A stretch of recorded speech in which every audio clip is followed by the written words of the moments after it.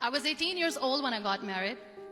I belonged to a very conservative family, a Baloch family, where good daughters never say no to their parents. My father wanted me to get married, and all I said was, if that makes you happy, I'll say yes. And of course, it was never a happy marriage. Just about after 2 years of getting married, about 9 years ago, I met a car accident. Somehow my husband fell asleep and the car fell in the ditch. He managed to jump out, saved himself. I'm happy for him. But I stayed inside the car and I sustained a lot of injuries. The list is a bit long. Don't get scared. I'm perfectly fine now. Radius ulna of my right arm were fractured. The wrist was fractured. Shoulder bone and collarbone were fractured. My whole rib cage got fractured. And because of the rib cage injury, lungs and liver were badly injured. I couldn't breathe. I lost urine and bowel control. That's why I have to wear the bag wherever I go. But that injury that changed me and my life completely as a person and my perception towards living my life was the spine injury. I was in the middle of nowhere in that toppled car. Many people came to rescue. They gave me CPR. They dragged me out of the car. And while they were dragging me out, I got the complete transection of my spinal cord. Those 2.5 months in the hospital were dreadful. I will not make up stories just to inspire you. I was at the verge of despair.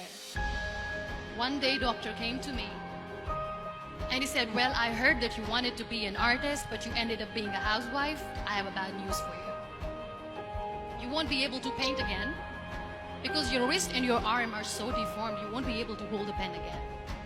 And I stayed quiet. Next day, doctor came to me and said, your spine injury is so bad, you won't be able to walk again. I took a deep breath and I said, it's all right. The next day, doctor came to me and said, because of your spine injury and the fixation that you have in your back, you won't be able to give birth to a child again. That day, I was devastated. I still remember, I asked my mother, why me? And that is where I started to question my existence. Why am I even alive? What's the point of living? I cannot walk, I cannot paint, fine, I cannot be a mother. And we have this thing in our heads, being women, that we are incomplete without having children. I am going to be an incomplete woman for the rest of my life. What's the point? One day I asked my brothers, I know I have a deformed hand, but I'm tired of looking at these white walls in the hospital and wearing these white scrubs. I'm getting tired of this. I want to add more colors to my life. I want to do something. Bring me some colors. Bring me some small canvas. I want to paint. So the very first painting I made was on my deathbed. There were a lot of infections in my body, a lot of allergies. So doctors wanted me to lie down on the bed straight for not 6 months, for not 1 year, for 2 years. That was the time where I realized how lucky people are, but they don't realize. After 2 years and 2.5 months, when I was able to sit on a wheelchair, that was the day when I had the rebirth. I was a completely different person. I still remember the day I sat on the wheelchair for the first time, knowing that I'm never going to leave this, knowing that I won't be able to walk for the rest of my life. I saw myself in the mirror and I talked to myself. And I still remember what I said. I cannot wait for a miracle to come and make me walk. That day I decided that I'm going to fight my fears. We all have fears. Fear of unknown, fear of known, fear of losing people, fear of losing health, money, We want to excel in career. We want to become famous. We want to get money. We are scared all the time. So I wrote down one by one all those fears. And I decided that I'm going to overcome these fears one at a time. Do you know what was my biggest fear? Divorce. I was trying to cling on to this person who didn't want me anymore, but I said no. I have to make it work. But the day I decided that this is nothing but my fear, I liberated myself by setting him free.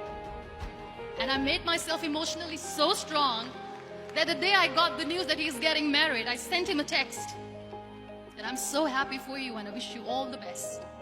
And he knows that I pray for him today. My biggest fear, number 2, was I won't be able to be a mother again. And that was quite devastating for me. But then I realized there are so many children in the world, all they want is acceptance. So there is no point of crying, just go and adopt one. And that's what I did. I gave my name in different organizations, different orphanages. 2 years later, I got this call from a very small city in Pakistan. I got a call and they said, "Are you Muniba Mazari?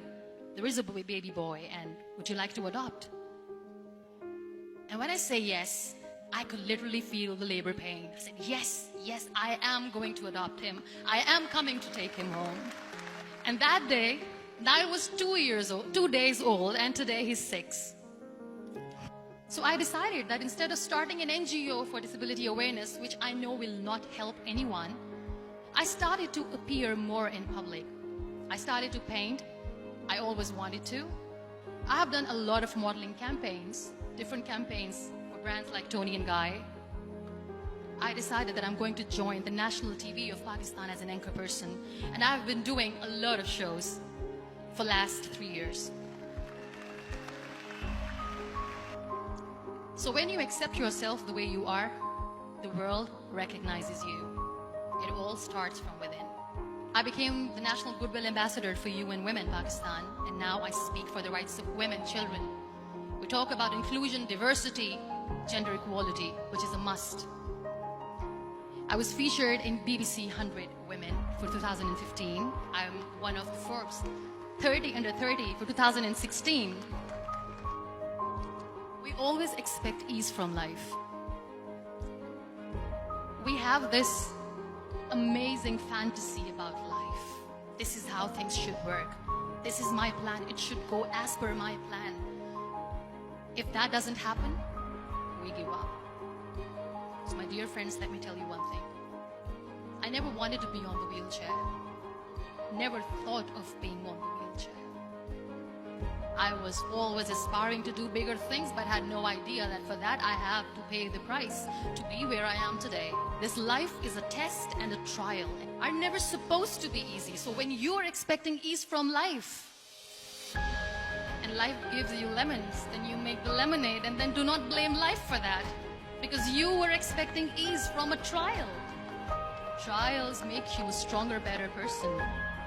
Life is a trial. It is okay to be scared. It is okay to cry. Everything is okay, but giving up should not be an option. They always say that failure is not an option. Failure should be an option, because when you fail, you get up, and then you fail, and then you get up, and that keeps you going. Nothing is perfect in this world. We all are perfectly imperfect, and that is perfectly all right. That's all right. Live your life fully. Accept yourself the way you are. Be kind to yourself.